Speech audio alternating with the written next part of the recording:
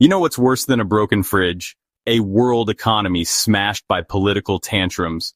Trump just slapped Canada with a 35% tariff, effective August 1st, and threw reciprocal tariffs anywhere from 10 to 41% on nearly 70 other countries starting August 7th. Let me tell you what that really means, how it's pushing nations into China's arms, and why American families are going to end up footing the bill. From day one after returning to the White House in January, Trump has rolled out a barrage of import taxes and tariffs. He claims they're about protecting U.S. manufacturing and jobs, but in reality, they're chaotic, unpredictable, and driven by politics more than economics. Economists warn these moves are rattling global markets, hurting pensions, jobs, and interest rates alike. The chaos they're causing is real, and the rest of the world is watching closely. Canada's hit particularly hard. Trump tied this 35% tariff to alleged failures on drugs, despite Canada having a tiny share of fentanyl entering the U.S. goods covered by NAFTA remain exempt. But everything else gets slammed, with an extra 40% penalty for anyone trying to route goods through other countries to dodge the tax. But Canada isn't the only target. Brazil faces a 50% tariff, India 25%, plus some undefined extra penalty for their two-faced behavior of buying Russian oil while kissing the West, South Africa 30%, Vietnam 20%, Indonesia and the Philippines 19%, and Japan and South Korea 15%. Mexico narrowly avoided tariffs for now, given 90 days to strike a deal, while the EU had to haggle just to get tariffs reduced to 15%. This isn't fair trade, it's trade blackmail dressed up as patriotism. And who pays for this mess? You do, if you're an American citizen. The average U.S. household is essentially getting hit with an extra $1,200 a year in higher costs thanks to these tariffs. Inflation has already climbed to 2.7% in June, with basic goods like coffee, clothes, toys, and appliances costing more. Adidas, Nike, and Mattel have already warned they're hiking prices because most of their products are made in countries now slammed with 19 to 20% tariffs. Even cars made in the U.S. are becoming more expensive because many parts cross borders multiple times before assembly, and now every crossing means more checks, more delays, more costs. This is what happens when trade policy is used as a political hammer. Trump isn't just punishing countries for trade reasons. He's using tariffs as leverage for everything from immigration to drugs to foreign wars.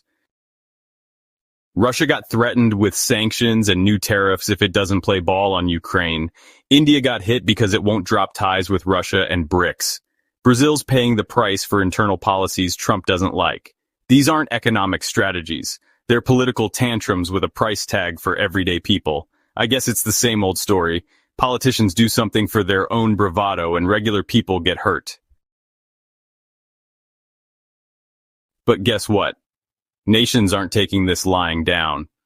Latin America, Africa, and Asia are turning away from the U.S. sphere and leaning toward alternatives like BRICS and ASEAN. Why stick with a partner that might blow up your economy overnight with a single executive order? Countries are increasingly choosing China, which offers trade and loans without political strings attached. Security and stability, along with return on investment, is one of the most fundamental foundations of a trade deal. Volatility, the opposite of stability, is what every sensible government tries to avoid. What sort of stability will nations have when trading with a schizophrenic U.S. that flips and flops every 4 years on economic and trade policy?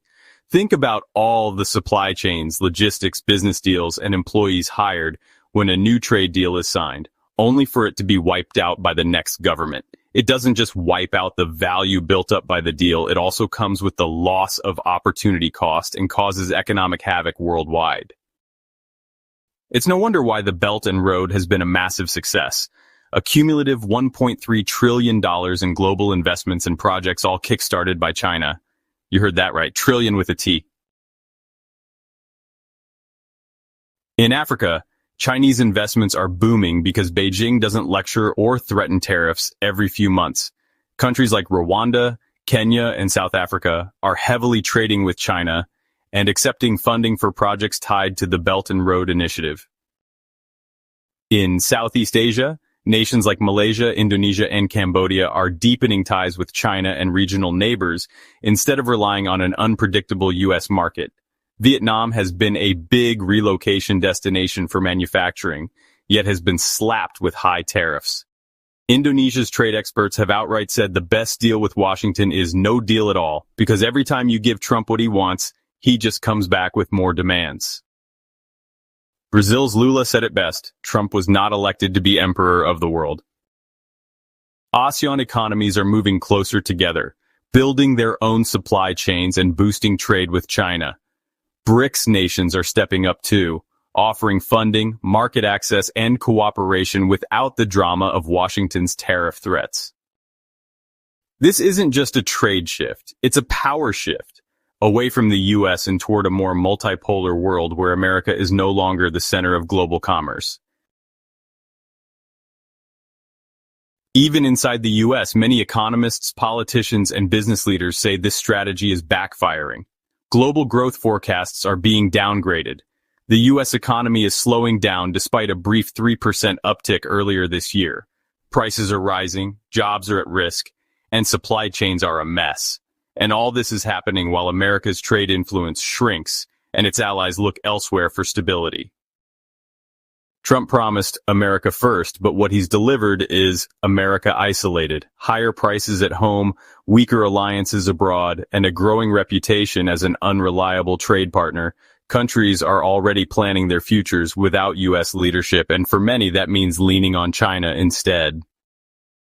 And take a look at the holdings of U.S. treasuries, which is essentially a proxy for trust in the U.S.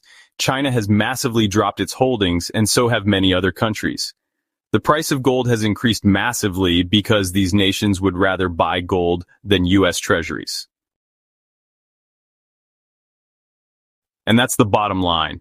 Trump's tariffs aren't just bad policy, they're a wrecking ball swinging through the global economy, smashing trust in the United States and pushing friends and foes alike to look elsewhere for stability. You can't build lasting trade relationships on threats, blackmail, and political games. The world is moving on, finding partners who don't weaponize economics every election cycle, and Washington is being left behind.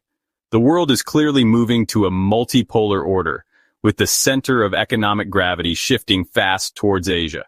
America isn't becoming stronger or safer under this approach, it's becoming isolated, unpredictable, and untrusted. If this continues, the U.S. won't just lose trade deals, it will lose its position as a reliable global power, while China and BRICS quietly take over the role America used to play. If you enjoyed this video, then please like, comment, and subscribe. Thanks for watching.